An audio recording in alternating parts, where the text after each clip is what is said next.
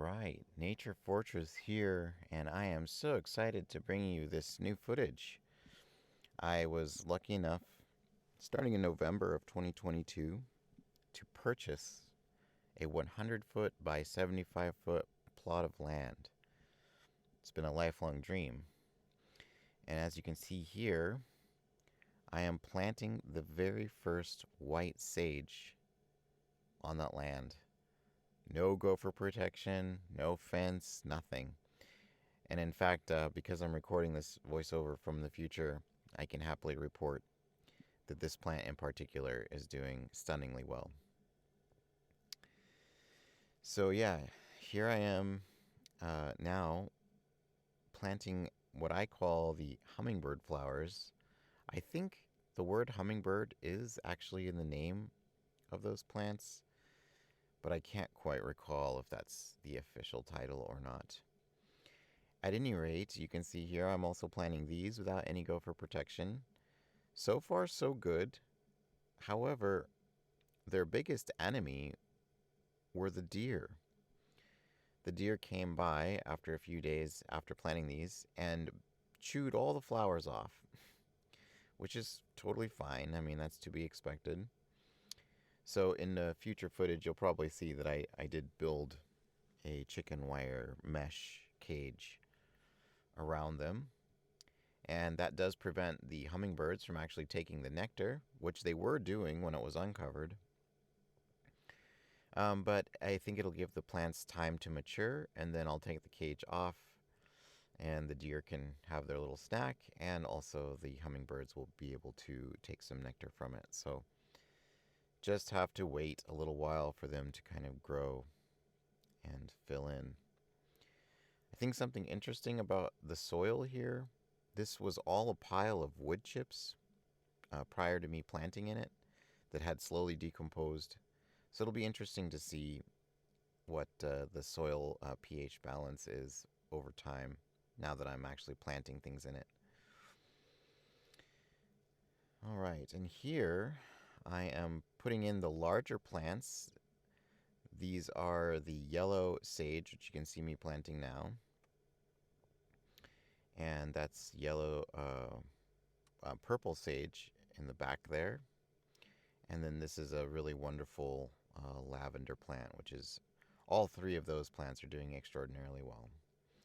So here we go, December 7th, 2022. I wanted to capture this beautiful sunrise and how the shadows cast across the sort of frozen, dew-covered land. You'll see here in a moment that the tripod goes dead, and it captures my parents and I actually cleaning up the deck or the patio underneath. All right, so here, this was a pretty labor-intensive day, December 12th. You can't really see in this footage, but I've actually put a stake down in the middle, in the dead center middle of the land. And then from there, I measured out like 15 feet in a circle, and then I began to map out this pathway, or a walkway, so to speak. So here you can see me actually measuring, which is this is when I started measuring things. Before I was just eyeballing as I planted those initial plants. So here I'm digging off the top layer of the weeds and grass and preparing it for laying down some mesh and gravel.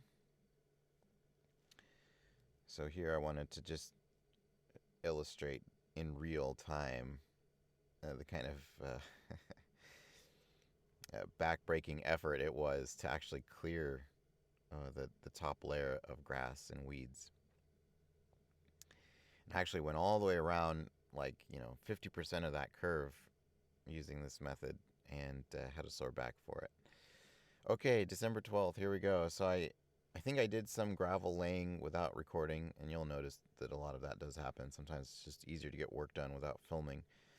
But here you can see how I bought about a ton worth of crushed base, and I'm using that to lay down the pathway. And I can report that it's actually held up surprisingly well and looks very nice. So I think I'll continue the effort to lay the gravel down. So here you can see me actually measuring I'm not actually measuring against the property line quite yet. So this is all a little bit inaccurate still, but then I think it actually lends itself to a more kind of, natural looking, unplanned development, which I like. I like that I started without measuring and then started measuring. It's a little bit more impromptu and kind of rough and not, doesn't look exactly accurate, which I didn't want. I didn't want everything to look like I mapped it out in some kind of architecture software. Um, so that's that. So yeah, here I am carving out the path of what I thought would be the pathway. Here's a nice little aerial shot on December 20th.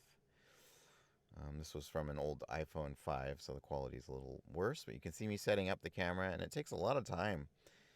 And here, finally, I am setting the fence posts into the ground. These are 7-foot posts, which I'm pounding down about 2 feet, so they remain about 5 feet above the ground.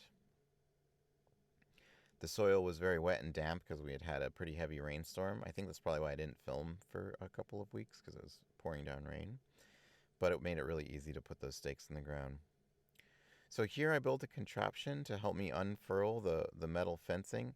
It doesn't really show up in the time lapse, but yeah, you can see that I can like pull it on this sort of fixed pivot point that I made, and it makes it very easy to unravel the fencing. At the time, I thought it was a pretty brilliant idea.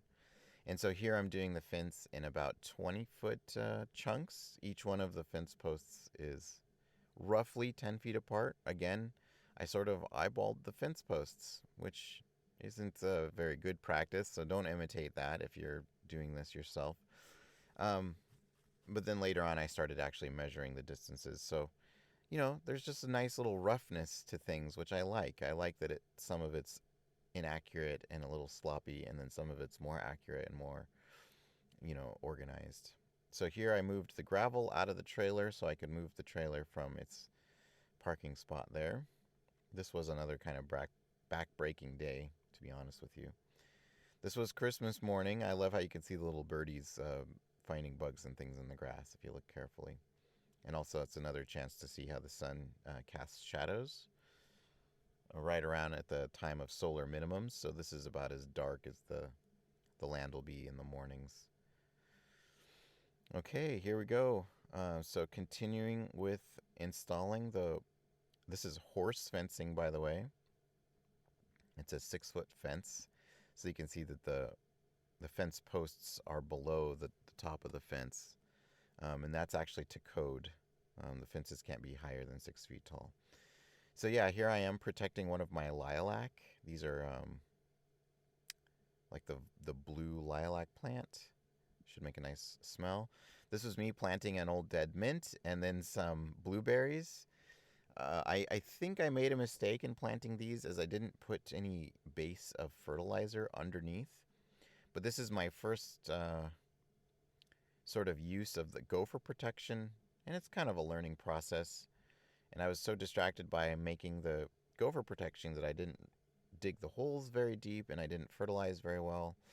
So we will see. Given I'm recording this from the future, the plants are still doing quite well. They're still very healthy and actually budding, but I don't know the long-term consequences of not fertilizing. So here we go, January 6th, that we're finally in the new year, 2023. And I am planting passion fruit with strong gopher protection, good fertilization. So I think these are going to do really, really well. You'll notice that I'm attaching the vines directly to the fence. This turned out to be a huge blunder because the deer just came by, put their little noses through the fence holes and chewed all the leaves. So later on, I'll get some footage, but I actually created like a trellis and attached the vines to the trellis away from the fence, and that'll stop the deer. All right, well, that about covers it for this video. Thank you for watching. I will be uploading the next series quite soon, so keep an eye out.